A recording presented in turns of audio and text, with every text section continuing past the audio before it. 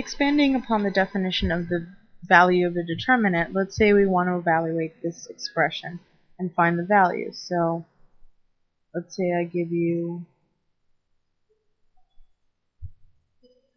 this and then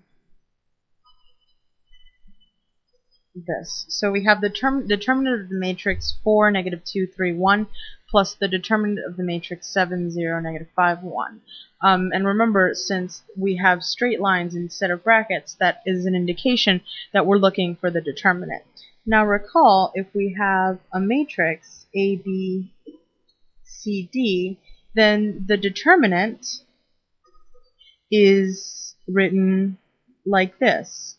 And the way you find it is, first you cross multiply each terms, so cross multiply AD and then BC, and then you connect it together with a minus.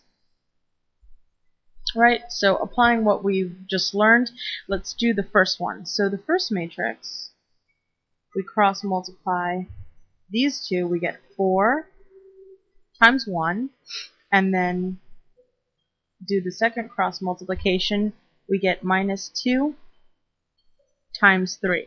And we want to tie that in together with a minus. Now, for the second one, we get, let's pick a different color here. Let's do this cross multiplication. So we get 7 times 1. Oops. Let's redo that so it looks a little nicer. 7 times 1, and then the second multiplication gives us 0 times negative 5, and again we tie that in with a negative sign. And finally, since we're adding these two together, then we put a plus sign between them. And generally you'd put a set of brackets around to distribute the plus, but since it's a plus and not a minus, that means that nothing changes. So these aren't really all that necessary in this case. So now let's simplify. So we got 4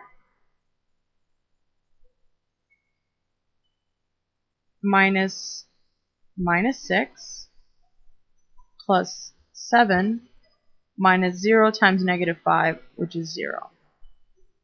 Simplifying it further, we got 4 plus 6 plus 7 plus or minus 0. It doesn't really matter. 0 doesn't have a value. So simplifying it further, 6 plus 4 is 10, plus 7, it's 17. So that is the value of that expression.